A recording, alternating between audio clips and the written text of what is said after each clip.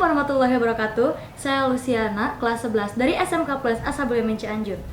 Sebelumnya kalian udah pada tahu belum sih sama novel Ancika ini? Novel karyanya Ayah Pidi Baik yang diterbitkan oleh Pastel Book dengan jumlah halaman 337 halaman. Ini adalah novel lanjutan dari Dilan-Dilan sebelumnya. Nah, bagi kalian pecinta romansa, kalian wajib baca novel ini karena kalian akan tahu jodoh Dilan sebenarnya. Kalian penasaran gak sih sama ceritanya? Oke, di sini saya akan mencoba untuk mereview novel Ancika ini. Namanya Ancika Merunisa Rabu, bisa dipanggil Amer, Cika, atau Teteh. Dia adalah siswa SMA yang berusia 17 tahun. Kisah ini juga menceritakan tentang bagaimana si Ancika menemukan dirinya sendiri. Nah, si Ancika ini memiliki kepribadian yang cuek, egois, dan terlihat tomboy.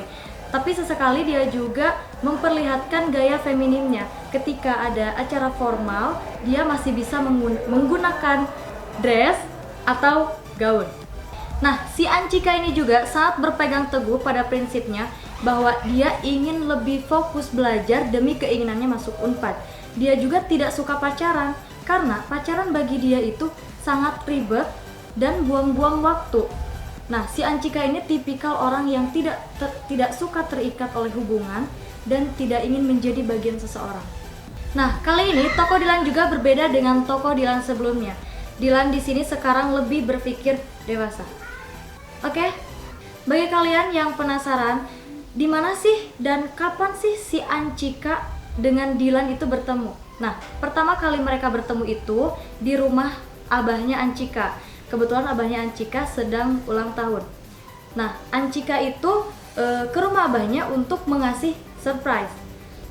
Hari demi hari, Ancika mulai mengenal Dilan dan dia tahu sikap Dilan, dia tahu wataknya Dilan. Seiring berjalannya waktu, Ancika dengan Dilan semakin dekat. Banyak hal yang mereka jalani, salah satunya yaitu mengerjakan tugas bareng-bareng.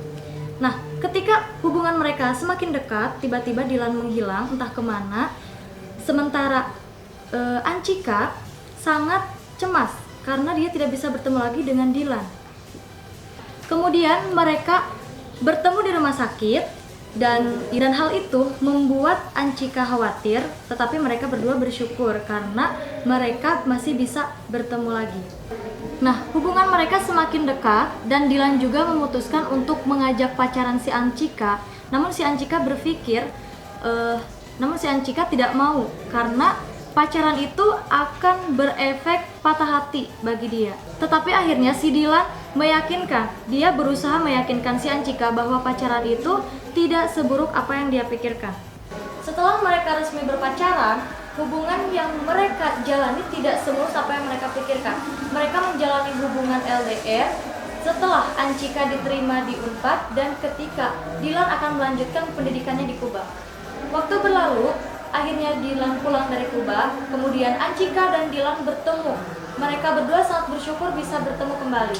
Di tahun 1998, semuanya telah berubah. Dilan memutuskan untuk melamar Ancika karena dia tidak ingin berpacaran lama-lama.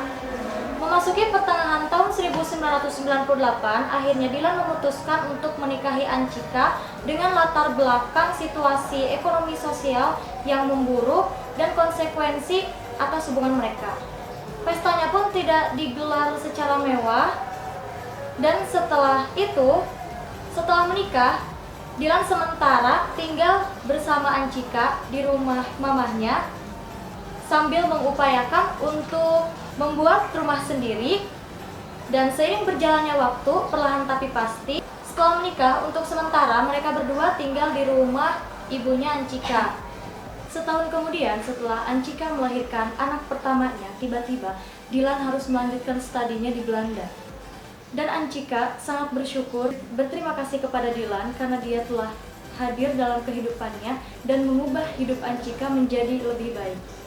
Itulah perjalanan dari Dilan dan Ancika ketika mereka awal bertemu hingga akhirnya sekarang menikah. Pesan moral yang dapat diambil dari cerita ini yaitu tidak semua yang memiliki hubungan lama itu akan berjodoh, karena telah diterangkan dalam surat Ar-Rum ayat 21 bahwa Allah telah mengatur semua jodoh setiap manusia. Terima kasih, mungkin itu saja. Assalamualaikum warahmatullahi wabarakatuh.